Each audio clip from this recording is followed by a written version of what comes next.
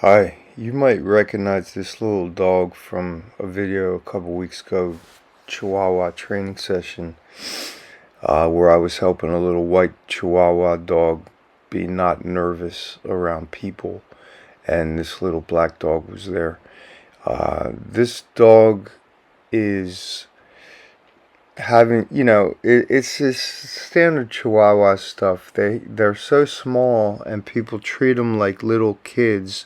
So they usually have issues, and people think that it's something that's like tied to their breed, and it's totally not. Believe it or not, Chihuahuas and Pit Bulls have more in common than any two other dog breeds when you look at it from this way. They're both completely misunderstood.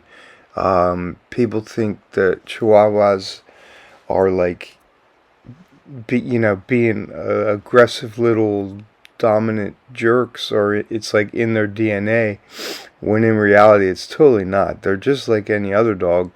They just express themselves in a certain pattern that is a lot has to do with how they're treated. So my training philosophy with a Chihuahua is no different at all than it would be with any other dog. Put a leash on and start creating some boundaries. So you can see she did a little potty marking. So the main things with this dog here is she's dominant and she's quote unquote aggressive, because she's definitely not aggressive, but she acts like she is. She is okay with another dog inside the house or in a contained environment, but when it comes to meeting new dogs or just watching some random dog walk by, she'll bark at it like, she's all tough and whatnot. And I'm going to cut to some audio that we went through a situation here where she, did a little fronting on some dog, and that's when you're dealing, and that's why they get away with it, because you'll notice when she barks and tries to go after this other dog, coming up here in like a minute, the other dog's owners actually laugh. So I can guarantee you that if you saw the other training session that we did with the pit bull in the same exact spot, if that pit bull had done the same thing, the owners of the other dog wouldn't have been laughing. Let's just leave it at that.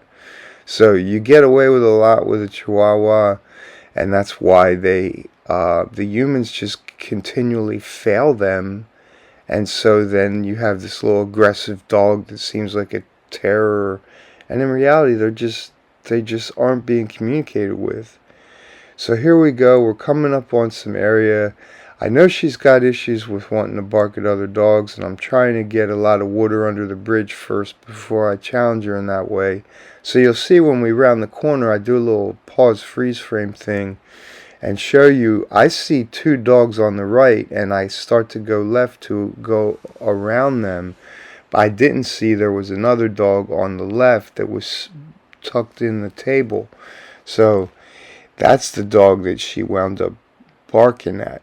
So check it out right here, and you'll see how, everybody thought it was funny, which is part of the problem.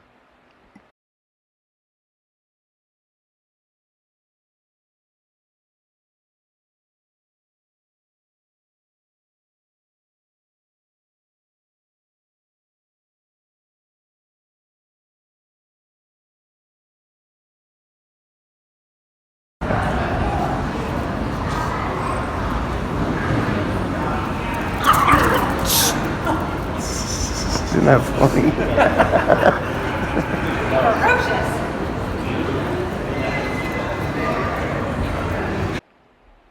So you can see when I corrected her, I didn't make a big deal out of it. The woman that was sitting at the table was laughing. She actually said, "Oh, she's ferocious," and it's like a comical thing, because she's obviously not capable of inflicting like serious damage. So therefore, it seems cute, and that's why these dogs stay stuck in that behavior pattern. You can see what the way I correct her. I just basically just kind of like gave her a little pop on the leash and just kept moving through it and didn't really make a big deal out of it. And it's because we're just kind of getting started. I don't want to like come down hard on her or make it, make her be intimidated or anything. So she'll get the picture, and you'll see later on, maybe in the next video I upload of her, how she is making progress. So basically, we're just kind of going through the place. I'm giving her a chance to do her little exploring thing, but I'm creating boundaries for her. It's the same exact thing with every other dog. Although with a Chihuahua, I mean, you're going to want to be a little gentler, obviously, but like, it's still the same exact thing. Using leash loose, leash tight, stopping, walking sideways, turning around, walking the other way, just all that kind of stuff. So here we are, we're heading up. There's a water fountain up here, and I have a water bowl, and I was going to use this water fountain to give her a little drink, and the fountain was not working, so we wound up just using the water bottle that I had, and I stopped and pour her some water in this little foldable, collapsible water bowl thing I've got here. So the video gets a little gacked. I'm trying to do this with one hand while I still film. You can see there's some poop bags, and this is like a water bowl. It's actually pretty rad. It's like soft plastic, and then you pop it out, and it like unfolds into like a bowl. And you can see I put it under the thing and press the button, but ain't no water come out. So I was like, oh, that's weird. I tried the water fountain, there was no water, and so then I go back and I get my canteen and I pour her some water out the canteen. So you can see as I'm doing this, I've got her here and I'm creating some boundaries with her to not like lick the bowl right out of or lick the water out of the bottle, stand back a second while I put it in the bowl. And, dogs are cool with that if you make it clear. You don't gotta be all, forceful or weird. So you can see she's waiting. I put the water in right here. I just use my hand to just move her out of the way and then put her back. It's super simple. And then here she is drinking some water. And then I take a drink. And we'll be on with the day. We're heading over to this place called the Saturday Market. And I know that there's going to be a lot of people there. There'll be dogs everywhere, even though there's no dog signs everywhere. There's going to be lots of dogs, so it's going to give her a chance to see the dogs. However, when we get over to the more crowded space, I'm going to just pick her up and carry her around the whole time, because I don't want her to risk getting stepped on. She's just way too small to be bringing into like a crowded public place if she's trying to like walk around and do her own thing. If once she's trained enough to just literally like glue to your heel and just match your steps, so you always know she'll be like 1 foot off to your left side or whatever, then it'll be safe enough to take her into public. But for today, it's just no need to risk having her be walking around in some crowded areas. So I'll just pick her up once we get over there. But on the way over there, I'm taking full advantage of treating her like a real dog, and teaching her, not to pull on the leash, not to like mark every bush, and certainly not to like go aggro against some dog if we happen to come up on a dog. So you can see when you're vibing with a dog and they're curious about your energy, they're going to want to participate in what you're doing, and it gives you just that much more of a chance to create gentle boundaries. So she wanted to like be up in my fingers when I was messing with the bowl, and I just nudged her aside a little bit. And it's all these little things. People like pass over training opportunities like all day long. You don't have to go through like formal all these real calculated deliberate things to train your dog. You just gotta spend time with your dog doing your thing and teach it how to relate to it. And sometimes by being so focused on doing your other thing, like the laundry or whatever, cleaning the house. It helps you communicate with your dog better because you're in that forward moving mindset. Like, look, I have to do this, so we're going to just do it. And your dog will feel that from you, and hopefully it'll translate into other areas. So this kind of dog, I work with dogs, and obviously I want to help this little dog learn how to not feel that they need to be attacking there after other dogs. And when I use the word attack, like, she won't like go up and try and like hurt another dog. She doesn't even have any teeth. But just the whole behavior of like that dominant, like rah, rah, rah, rah, like, no, that's not cool, and it's not cool for her. Like, sure, it's not cool for the other dogs, or if you have a cat or something, you don't want that behavior. But it's not appropriate for her state of mind, and if she's exhibiting that behavior, it's a window into her state of mind that she's not like at peace with her surroundings. I don't want the dog feeling like she needs to like pop off at any random dog. Like, that's just not normal. So here we are, we're crossing the street, and you can see as we keep going, she's coming along, learning, what's expected of her when she's on the leash. And that's all we're doing. Like, I'm not going through some elaborate, like, complicated process. I'm just walking down the street with the dog and showing her some gentle boundaries, and, showing her to follow me. What we did here was we turned around and we dipped back in this corner, right? Because there was some older people walking down the sidewalk, and I didn't want to try and like squeeze all through them. I felt that would have been rude.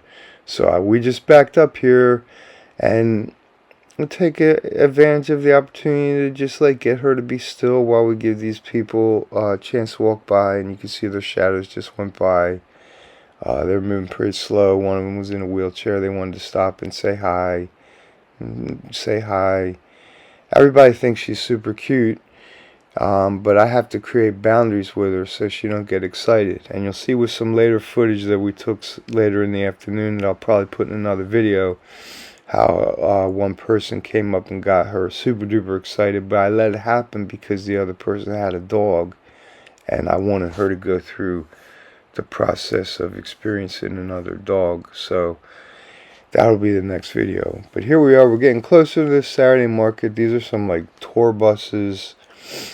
4 big old, like, super expensive, high-end, like, luxury motor coaches parked on the street. There must be some kind of concert going on, or whatever, so I don't know. But they were, like, real nice, and we're walking by them.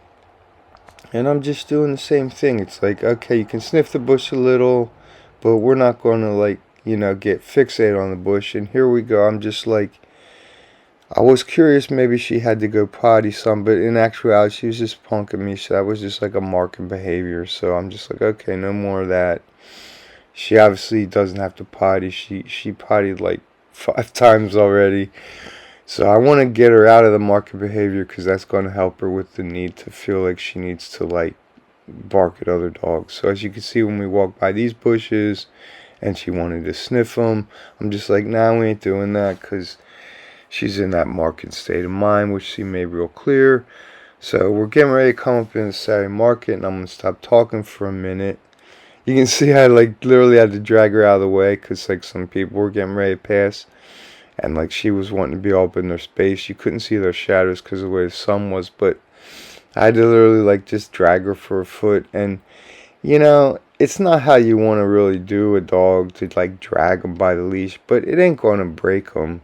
So it's better to do that in a real nonchalant, super chill way and just keep moving forward than to like create some big drama and like, oh, can't get my dog out of the way. Oh, let me pick her up. Oh, it's just like, dude, just do it and move forward. It's already done. I'm real sensitive and gentle and tender with dogs. So whenever you see me like, giving them a little leash thing, like right there, I know what's going on in terms of like what is the physical element. First of all, that's like a collar that's not even a choke chain. It's not able to cinch. So anytime I do put pressure on it, it doesn't restrict her breathing at all. It doesn't constrict around her throat. It just moves her neck muscles sideways. And even though she's a small dog, she's got some neck muscles, so she can take a little bit of a lateral pull on her neck muscles, and it's no big deal. So if you're watching the video and you think that, or if you have a Chihuahua and you're like, oh, I don't want to use any pressure on their leash, it ain't going to hurt them as long as you're smart about it and you're sensitive and you're compassionate. So here we are, we're walking up to Saturday Market. The music you're going to start hearing, it'll phase in. And then there'll be a little bit of a concert. You'll see I'm holding her. She's super chill. Like once I picked her up, she just totally kind of like melted in my arms and just like vibed with the whole experience in a real observant way. And we got to walk by all kinds of dogs. She got to get pets from all kinds of people, and it was super chill. So here we go.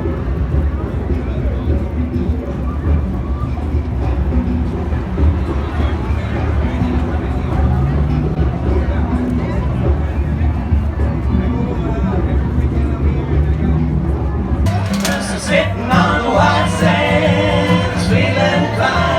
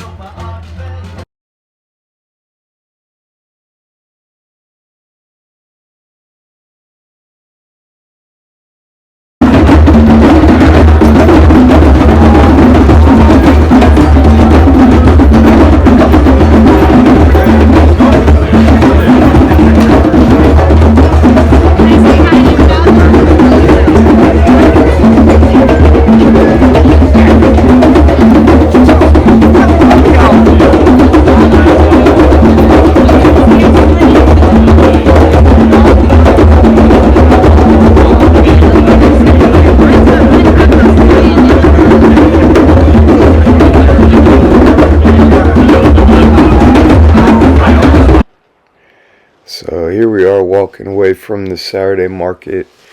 That dog, did you see up on the post? And that's what I'm talking about. Like once you have like good communication with your dog, you get the dog to enjoy a relationship. So there's just a normal guy just hanging out with his dog and teaching it to do all this cool stuff, and it's fun. So you can see I'm letting her sniff now. I put her back down on the ground. We're like 20 feet away from the market, and we're walking away from it. So I put her down and made sure she need to go potty there. She does a little potty there, and then we start walking. And I was thinking she might be a little tired and ready to call it a day, but because I carried her around for the whole time, she kind of got to rest and kind of re-spunkify. So she was wanting to go for more walks. So we went over to the park after this. But what I want you to notice here is just her state of mind. You notice how she's not, pulling ahead like she was on the way to the Saturday Market. That's because we were able to spend some time. I was holding her in my arms, and that's real strong communication for a dog when you can really just touch him the whole time. And she was able to really feel my energy and calm down a lot and actually start really enjoying herself. So you can see here she's totally super content and chill and just observant and happy and just ready to roll. And look at those cute little legs. She's such a sweetheart. She made a whole lot of people smile. She got to get pets, and she learned healthy boundaries. Like, we walked by a bunch of dogs. You could see how when I was holding her there with that dog up on the cement post, she was super curious.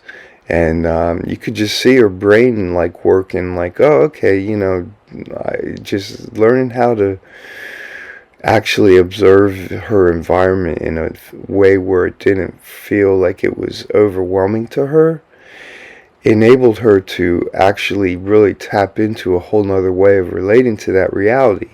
And that's kind of my point with these little Chihuahuas. It's like making a dog feel safe and comfortable and confident is not the same thing as coddling the dog and telling them that they're super cute and whatnot. So with these Chihuahuas, everybody, wants to think they're so adorable and treat them like a little stuffed animal that can bark. And that's really confusing to the dog. So I come along and I'm just like, hey, you're a dog and you're an animal. And we're going to just do our dog, animal, human thing. And she's like, oh, wow, no one's ever really related to me like this. And after she kind of just figures out what's going on, she was all about it, man. Like, this is probably like the first time she's actually felt like a real dog. And I don't mean that in like a weird way, although I can talk about some other stuff, and I probably will in a different video. But for her to actually feel what it feels like to be a real dog, it's like just so liberating and just so enjoyable. So you can see I'm giving her a chance to do a little sniffing around here. I want to make sure that, before we get in the car and drive to the next spot, that she feels like she's had an ample opportunity to go to the bathroom and that she's not like holding it in or being nervous about it. But you can see she's just trotting right along. She's happy as a clam. Her state of mind right now compared to where it was when we were heading to the Saturday market, it's like a completely different dog. She's just participating in this exercise that we're doing, which is just walking down the sidewalk, and she's doing it in such a cooperative way. She's actually like really into it now, whereas before on the way to the market, she was wanting to just go ahead of me and do her own thing and explore, and that's like real draining to me as a human. Like, I don't want to walk a dog like that that's like 10 feet ahead of me trying to push the pace and all this stuff. So you can see we're just walking back right through the same space that we walked before, and we're just going. And look at how much energy she has. She was curious about those people, but she expressed her curiosity. There was a dog there. I had to pull her off of it, but it's no big deal as long as we keep moving forward and I can like see that her state of mind is improving. Like, I don't have to focus on the problems that I want to fix. I just focus on creating the reality that I want to create. And those problems will evaporate with some more clear communication as we form a deeper connection. And that's exactly what's happening. There's the ice cream store. It's super packed. Look at that line. Everybody loves the ice cream. So we skipped the ice cream. We're just walking home to the car, and you'll see when we cross the street here that we get up on some grass, and I can tell by her body language that she definitely wanted to do a potty. So I was super accommodating to that, because I recognized what was going on.